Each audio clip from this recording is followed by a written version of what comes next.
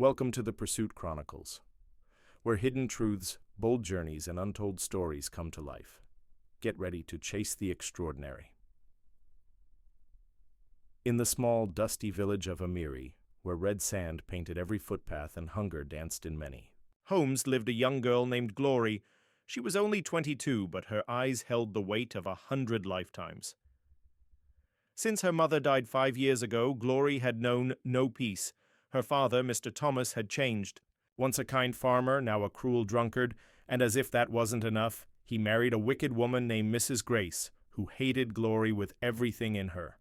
They made her cook, fetch firewood, sweep the compound, farm from dawn till dusk, and sleep without food. Everyone in the village pitied her, but no one dared to speak.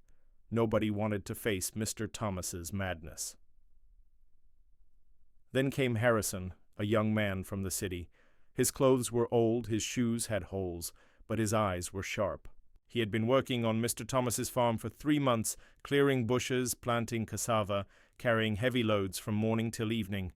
But after all the work, Mr. Thomas refused to pay him. "Next week, come tomorrow, I'll pay you. When I sell something," he kept saying, but nothing ever came. One hot afternoon, Harrison came to the house, tired and angry.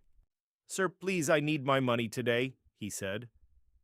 Mr. Thomas scratched his head and looked around. His eyes fell on Glory, who was sweeping the compound with a tired face. Then he laughed wickedly. "You want money?" he asked. Yes. "Sir, I worked for 3 months. Please pay me," Harrison replied. "Well, take that girl instead," Mr. Thomas said, pointing at Glory. Harrison was confused. "Take who?" "My daughter. She's good for nothing. Let her go with you to the city. That is your payment." Glory's heart broke. She dropped the broom and looked at her father. "Daddy, please, no." "Shut up," he shouted. "You should be happy someone wants you." Mrs. Grace folded her arms and smiled. "Good, let her go. One less mouth to feed." Glory fell on her knees, begging, crying, shaking her head, but nobody cared. Nobody listened. Harrison looked at her. She was broken, but still very beautiful, not just on the outside, but something in her spirit touched him. "She's beautiful," he said under his breath. "What did you say?" Mr. Thomas asked. "I'll take her," Harrison replied. Just like that, Glory's life changed. With tears in her eyes, she packed her clothes inside a black plastic bag. Nobody hugged her, nobody prayed for her. Her little half-brother Sam stood behind the house crying as he waved goodbye, and Glory followed Harrison to the city. The journey to the city was long and tiring. The bus passed through many towns, trees, and dusty roads. Glory sat close to the window, staring outside. She wasn't sure how to feel. She had just left the only home she knew, even though that home was full of pain. She had no idea where she was going or what would happen next, but deep inside her heart, she prayed silently. "Lord, please don't let this man be wicked like my father. Please give me peace. I'm tired." Harrison didn't say much during the journey. He just kept looking straight ahead, thinking deeply. Every now and then, he would glance at her and sigh. She looked so tired, so small, like someone who had carried too much pain on her shoulders. Finally, they reached the city. Everywhere looked different. Tall buildings, cars with shining lights, people walking fast, noise everywhere. Glory held her bag tightly, trying not to look confused. She had never been to the city before. They took a small tricycle to the end of a quiet street. Harrison paid the driver, then led her down a short path lined with flowers. Then he stopped in front of a big black gate. He knocked. A few seconds later, the gate opened slowly. Glory gasped. Her mouth opened, but no words came out. The compound was wide and clean. The main house was painted white and looked like something from a movie. Flowers were neatly planted by the walkway, and there was even a small fountain in the corner. They passed the main house and stopped at a small but neat building behind it. It had 1 bedroom, a sitting room, a small kitchen, and a bathroom. It was called the boys' quarters. "This is where I live," Harrison said with a smile. Glory looked around. The place was clean and peaceful. "I just got a job a few days ago as a security guard," he continued. The owner of the house is very kind. She gave me this place to stay for free. Glory looked at him, surprised. Really? Yes, he nodded. She lives in the main house with her only son. She said, I can stay here as long as I keep the compound safe. Glory looked at the small house again. It wasn't as big as the main building, but to her it felt like a palace. It had a roof that didn't leak, a door that locked, and a bed with clean sheets. It was far better than the mat she used to sleep on in the kitchen back home. She smiled faintly for the first time in a long time. If this is God's purpose for me, then so be it, she said quietly. Harrison looked at her. Are you okay with it? She nodded. Yes, I have peace. I've not felt this in a long time. 2 days after they arrived in the city, Glory woke up to the smell of something nice coming from the small kitchen. She opened her eyes slowly and looked around the room. The morning sun was gently shining through the window. It felt peaceful. She sat up and stretched her arms. For the first time in years, she had slept peacefully. No shouting, no beatings, no fear, just calm. She stepped into the kitchen, and there was Harrison, turning something in a frying pan. Good morning, she said quietly. He turned with a smile. Morning, Glory. I made breakfast. Hope you slept well. She nodded. Yes, like a baby. They both laughed lightly. After breakfast, Harrison said, Get dressed. I want you to meet someone. Who? Glory asked curiously. You'll see. Just wear something simple and neat. She went back into the room and wore a soft gown Harrison had bought for her. She brushed her hair and came out, her heart beating fast. They walked out of the boys' quarters and followed a short path that led to the main house. When they got there, the tall black door opened and an elegant woman in her late 50s stood at the entrance. She had kind eyes and a calm presence. Good morning, Ma, Harrison greeted. Morning, Harrison. And who's this beautiful young lady? This is Glory, my wife, Harrison replied. Mrs. Walker looked at Glory with warm eyes. So this is the wife you spoke about? She's lovely. Come inside, my dear. Glory stepped in carefully, her eyes wide. The living room was neat and shining. Everything looked expensive. Mrs. Walker held her hand gently. You're welcome, Glory. I like you already. You have a sweet spirit. I'm happy Harrison brought you here. Glory smiled, shyly. Thank you, Ma. You can call me Mrs. Walker. Feel free, okay? This house is big enough for peace. If you need anything, let me know, okay? Okay, Ma, Glory replied. After a short chat, they returned to the boys' quarters. That evening, after cleaning the small kitchen and arranging the room, Glory sat on the edge of the bed, thinking. Harrison was seated on the floor, fixing a loose handle on the wardrobe. Harrison, she called gently. Yes? Can I tell you something? He looked up at her. Of course, she sighed, playing with her fingers. When my father said I should follow you to the city, I felt useless. I felt like I was thrown away, like I didn't matter to anyone. Harrison stood up slowly, his eyes on her. I thought maybe you would be worse than him. Maybe when we get here, you would start shouting at me, beating me, or treating me like a slave. Her voice broke a little, and tears filled her eyes. But you didn't. You gave me peace. You gave me space. You respected me. You even cooked for me. She wiped her face with the back of her hand. I want to tell you thank you. I don't regret coming here anymore. I'm no longer angry that my father gave me to you. I now believe maybe this was God's plan. Harrison sat beside her and took her hand slowly.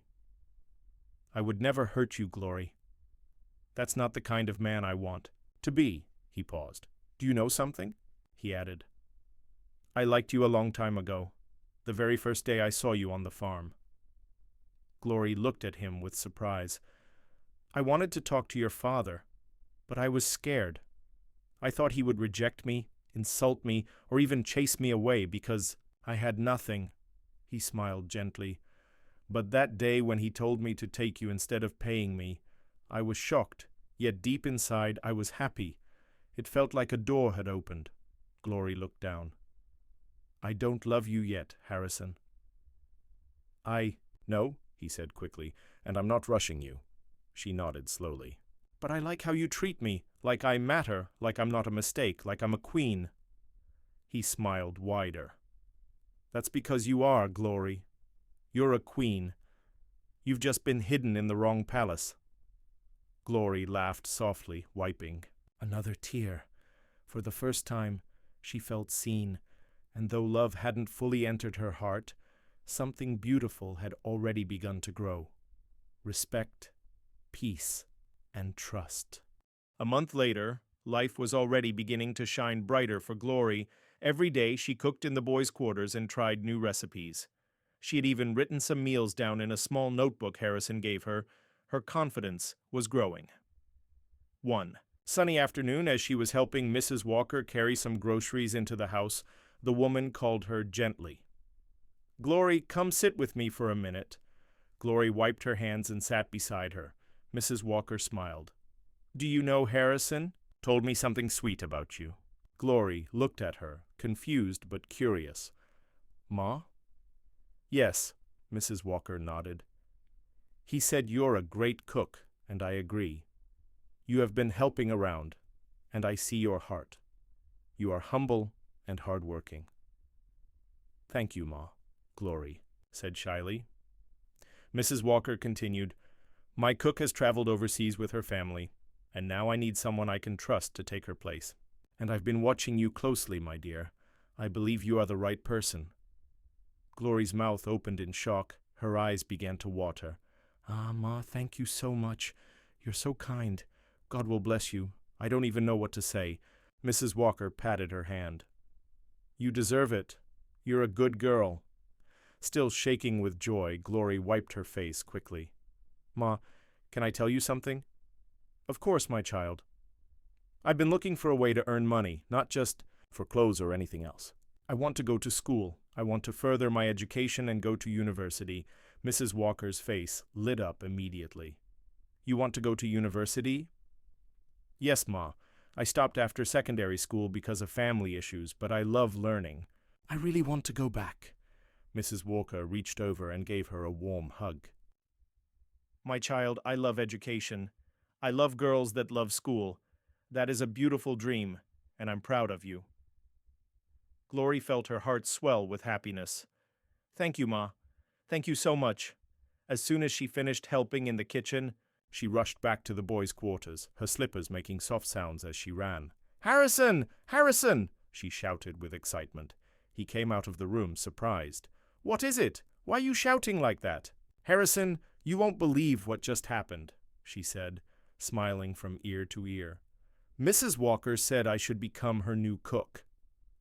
Wait, seriously? Harrison asked, his eyes wide.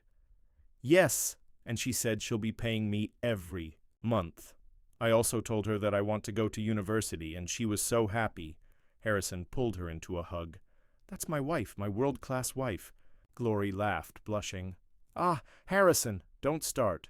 No, I mean it, he said, holding her hands. You've come a long way, from the village to the city, from tears to smiles, from rejection to celebration.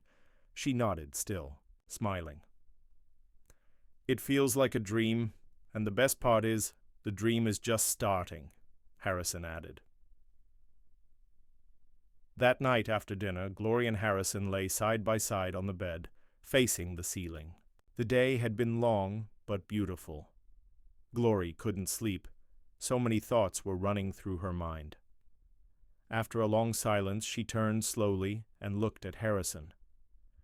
Harrison, she called gently. Yes, he replied, still looking up. Can I ask you something? Anything, he said, turning to face her.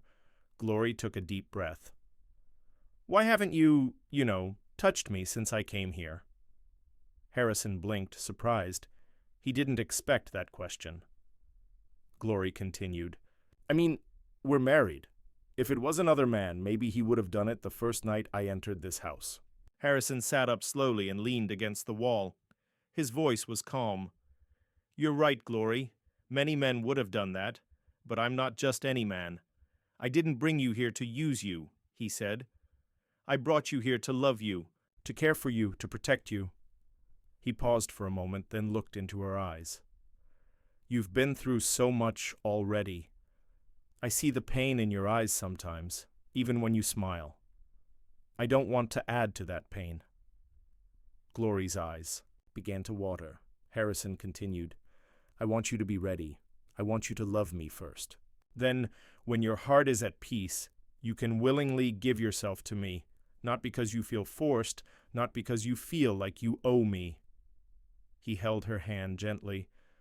I know you've never been with any man before in your life. You've carried shame, rejection, and fear for too long. That night your father gave you away like you were nothing. It broke something inside you. Glory looked down, her heart beating fast. But Glory, you are not nothing. You are everything. You are strong, you are special, and when that time comes, when your heart says yes, not because of pressure but because of love, then I'll be ready too. Tears rolled down Glory's cheeks. She had never heard such words in her life. You really mean all this? She asked quietly. I do, he said. I want you to feel safe with me, Glory. This marriage must be built on love, not fear. She wiped her tears, smiling softly. Thank you, Harrison, she whispered. You've changed my life in so many ways. I thought all men were like my father, but you're different. Harrison leaned closer and kissed her forehead gently. Sleep well, my queen, he said. Glory lay back down, her heart full of peace. For the first time she felt truly safe in the arms of a man, not just a husband, but a friend. Just 2 days after Glory started working as a cook in the main house, something strange happened. That morning she was in the kitchen preparing Mrs. Walker's favorite vegetable soup. She had just finished slicing the ugu leaves when the kitchen door opened. She turned to see a tall, handsome young man standing by the door, staring at her. It was Daniel, Mrs. Walker's only son. He looked shocked for a second, then smiled and said, "Damn, you are so beautiful." Glory stood still, surprised. "My mom told me about you," he continued, walking slowly into the kitchen. "She said you were smart, humble, and beautiful. But honestly, I thought she was just capping until now." He placed his hand on the counter and looked at her from head to toe. "Wow, girl, you are so damn hot. I think God created you on a Sunday morning. He must have taken his sweet time with you." Glory felt uncomfortable. She looked down quickly and tried to focus on her cooking. "Good afternoon, sir," she said quietly, trying to ignore his words. Daniel laughed and waved his hand. "Come on, don't call me sir. I'm just a little boy, you know. You can call me Daniel." Glory shook her head. "No, sir, I can't. It's not proper." He smiled again. "You're so polite. I like that." She didn't reply. She just continued cooking in silence. After a few more minutes, Daniel left the kitchen, still smiling. When Glory finished her work that evening, she returned to the boys' quarters. Harrison was waiting for her outside, sitting on a wooden bench. "Welcome, my queen," he said cheerfully. "How was work today?" Glory sat beside him, her face a little worried. "Harrison, something happened today." He turned to her quickly. "What is it? Are you okay?" "Yes, I'm fine, but your boss's son Daniel came into the kitchen." "Okay," Harrison said, watching her closely. "He was saying things that made me uncomfortable. He told me I'm beautiful, that God created me on a Sunday morning, and that I should stop calling him sir and call him by name instead." Harrison frowned slightly, but then gave a small smile. "Ah, that Daniel, he's a funny guy, that's how he jokes." Glory didn't smile. "Harrison, I didn't like the way he was looking at me like I'm something to eat." Harrison laughed softly and touched her hand. "It's okay, my beautiful wife. Don't let it bother you. Daniel is harmless. He just likes talking. He doesn't mean anything bad." Glory looked into Harrison's eyes. "Are you sure?" "I'm sure," he said gently. "But if he ever crosses the line, just tell me. I'll protect you always." She nodded slowly. "Okay, if you say so." He smiled and kissed her forehead. You're safe with me, Glory, always. But deep inside, Glory still felt something wasn't right. There was something in Daniel's eyes that made her uncomfortable, something she couldn't explain. A few days later, Glory was in the kitchen again, preparing lunch. She didn't know that someone had been watching her from the corner. It was Daniel again. He entered the kitchen slowly and leaned against the door. "You know," he said with a smile, "there's something special about the way you cook." Glory turned and greeted him. "Good afternoon, sir." He ignored the greeting. "Glory, I've been thinking. I don't want to waste time. Let me go straight to the point." She paused and looked at him, wondering what he meant. Daniel walked closer, lowered his voice, and said, "I like you. I mean it. You're beautiful, smart, and hardworking, and I'm not just saying it to flatter you. I want you to be my girl." Glory blinked in shock. "Sir?" He smiled. "Yes, listen. I'll change your life. I'll send you to school. Not just any school. I'll sponsor you to study abroad if that's what you want. London, Canada, anywhere. I'll give you a new phone, clothes, money, everything you need. You'll never have to struggle again." Glory stood still, speechless. Daniel stepped even. "Closer. You're wasting your time with that poor security man. What is he doing for you? Nothing. I can tell my mom to sack him today or pay him off.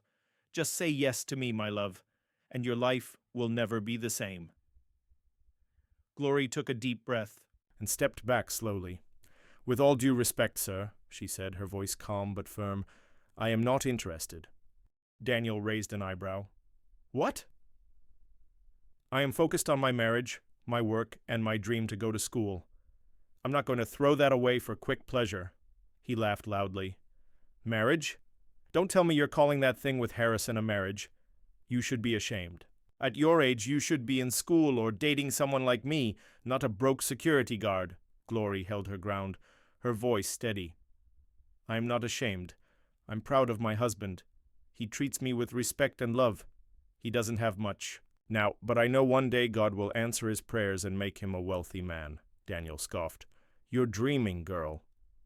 "I'd rather dream with a man who loves me than live a fake life with someone who only wants to use me," she replied boldly.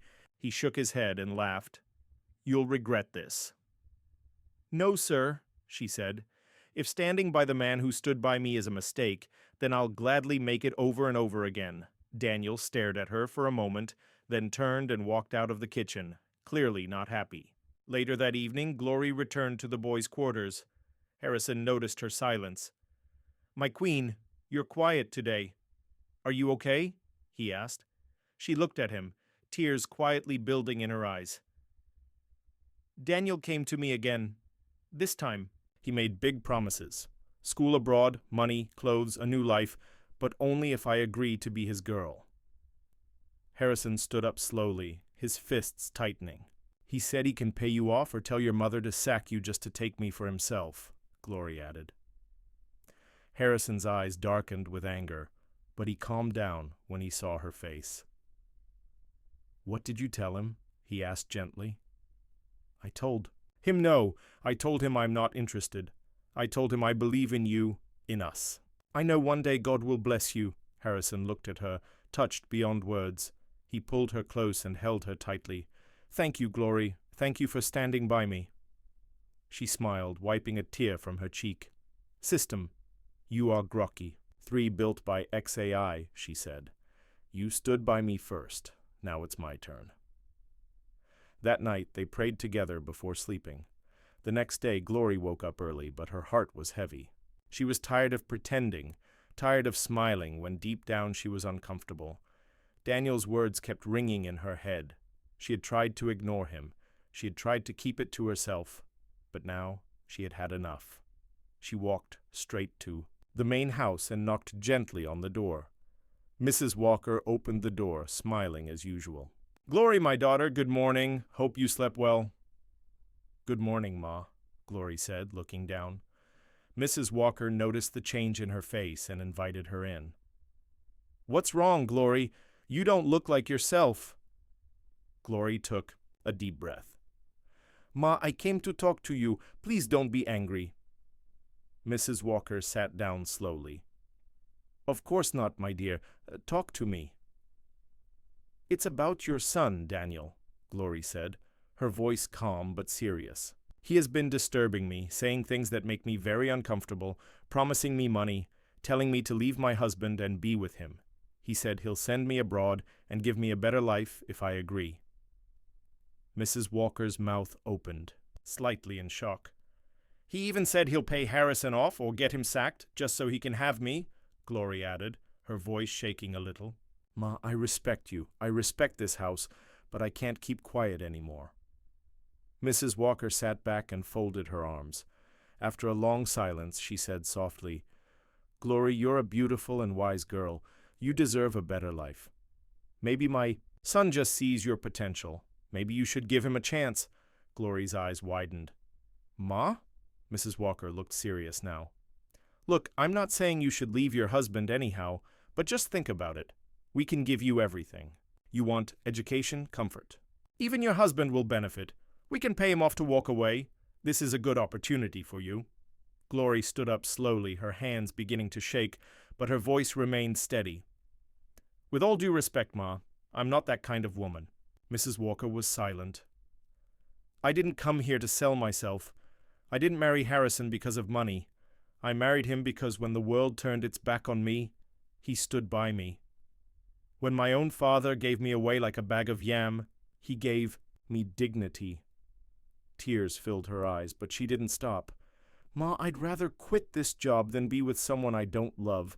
I will never betray my husband. Never. Mrs. Walker opened her mouth to speak, but Glory raised her hand politely. I'm sorry, Ma, but I'm done here. If your son doesn't stop all this nonsense, we'll leave this house. I won't stay where I'm disrespected. She turned around and walked out quickly, wiping her tears as she marched back to the boys' quarters. After Glory stormed out of Mrs. Walker's house, her heart was burning. She couldn't believe what just happened. How could a woman like that, someone she respected, try to buy her like a loaf of bread? How could she act like love had no value? She wiped the tears from her face as she walked back to the boys' quarters with strong steps, her chest rising and falling. She was angry, hurt, but more than anything, she was sure of one thing. She loved Harrison. When she entered the room, she met something that made her stop completely. Bundles of money. Plenty of it, right there on the small table in the corner. She froze, her mouth opened in shock. Harrison, what's going on? Where did you get this money from? Harrison stood up slowly from the bed, calm and quiet. He looked at her with soft eyes. My love, he said gently, come and sit down. Glory walked over and sat, her eyes still on the money. Talk to me, Harrison. What is all this? He smiled. This money, I've been saving it for a long time, little by little. I plan to use it to start my business. That's been my dream since I came to this city. But today, when I saw the kind of woman you are, when I saw how you defended me, rejected wealth and chose love, I told myself you deserve better. Glory was still confused. But what has this got to do with me? He pointed at the money again. I want you to use this money for your education. I know how much you want to go to university. You've talked about it every time. It's your dream, so take it. Go to school. I'll be fine. Glory was speechless. She looked at the money, then at him. No, she said softly, shaking her head. I'm serious, Glory, he said again. And I'm serious too, she replied, standing up. No, Harrison, never. Harrison was shocked. Why? Glory's voice was full of passion now. This is your dream, Harrison. You saved this money with sweat and hard work. You wanted to start a business, and now you want to throw it away because of me? But I love you. And I love you too, she interrupted, her eyes now full of tears again. That's why I want us to use this money wisely. Let's rent a small room outside this compound. Let's start a business together. You can run it, I'll help you. Cook and manage it. When it starts growing, I'll go to school, one step at a time. Harrison stood there, staring at her like he was seeing her for the first time. You want us to leave this house? Yes, Glory said firmly. I don't want to stay here anymore. Not with your boss and her son treating us like we are. Nothing. We deserve peace, even if it's small. Let it be ours, a shop, a rented room, a new start. That's what I want. Harrison walked to her, took her hand slowly, and shook his head in wonder. Glory, you are not just beautiful. You are wise. You are special. You are everything I prayed for. She smiled through her tears. And you are the only man I want. He pulled her close, his eyes now watery too. Thank you for standing by me. I will always stand by you, she whispered. Then came the kiss, a kiss full of real love, not because of money, not because of pressure, but because of trust, because of unity, because of two people who had nothing but had each other. That night they lay in each other's arms. They didn't talk much, just silence, peace, and soft laughter, and as the moonlight shined through the window, Glory whispered, Our better days are coming. And Harrison answered, Yes, my queen, step by step, we will get there together. The Yamo. Next day, Harrison was not home. Glory had woken up early, swept the room, and cleaned everywhere, but her heart was still heavy from the conversation she had with Mrs. Walker the day before. She kept thinking about everything: Daniel's behavior, Mrs. Walker's offer, and her bold decision to walk away. Just when she sat down to rest, there was a knock on the door. She opened the door and was shocked to see Mrs. Walker and Daniel standing outside. Glory was quiet. Good morning, my daughter, Mrs. Walker said gently. Please, Glory, we came to apologize, Daniel added with a serious face. Glory stepped back and let them in. Mrs. Walker sat down, looked at Glory with kind eyes and said, We are so sorry for everything, for what my son said, for what I said too. We were wrong. Daniel lowered his head. I was foolish. I allowed pride and bad behavior to blind me, but I see it clearly now. Harrison is lucky. You're a real wife. Mrs. Walker nodded. Yes, he's very lucky to have someone like you. You are special, Glory. Rare women like you are not easy to find. Glory's eyes softened. She sat quietly, listening. We called you our wife yesterday, Mrs. Walker continued with a soft smile, and we meant it. You are our wife. Glory gave a small smile. Thank you, Ma. I'm not angry anymore. I forgive you. Mrs. Walker smiled even more. Then she said something strange. You are my son's wife. Glory frowned a little. Your son? Mrs. Walker smiled. Don't worry, my dear. You will understand soon. After a few more minutes, they stood up, hugged her, and left. Glory stood by the door, confused. What do they mean? Later that evening, Harrison returned home. He looked tired but happy. She turned sharply. Where did you go since morning? I've been waiting for you. My love, he said softly. There's something I need to tell you. Glory folded her arms. What now? Harrison held her hands and looked straight into her eyes. Glory, I'm sorry. She raised her eyebrow. Sorry for what? He took a deep breath. For lying to you? Glory's face changed. Lying about what? He sat down and said gently, Daniel is not just the landlady's son. He is my younger brother. And Mrs. Walker, she's not my boss. She is my mother. Glory gasped. What, Harrison? You mean all this while— He nodded. Yes, I'm truly sorry, Glory. I didn't plan to lie for long. I just needed to know if someone could love me for me, not for my money or my background. He looked down, guilt covering his face. I've been heartbroken too many times. Women used to pretend to love me, but they were only after my wealth. They left when I refused to continue spoiling them. Glory sat down, still shocked. You went far, Harrison. You shouldn't have done that, she said quietly. I know, my love. You have every right to be angry. Please forgive me. There was silence for a while. Then Glory smiled, teasing him. Okay, fine, I forgive you, but you owe me. He laughed. What do I owe you? You owe me a car and a mansion for lying to me. Harrison threw his head back, laughing. That's nothing, my queen. Consider it done. Glory laughed, too, and jumped into his arms. I love you so much, Harrison, she whispered. And I love you even more, Dr. Glory-to-be, he replied, hugging her tightly. They kissed deeply, full of love and relief. The truth was out.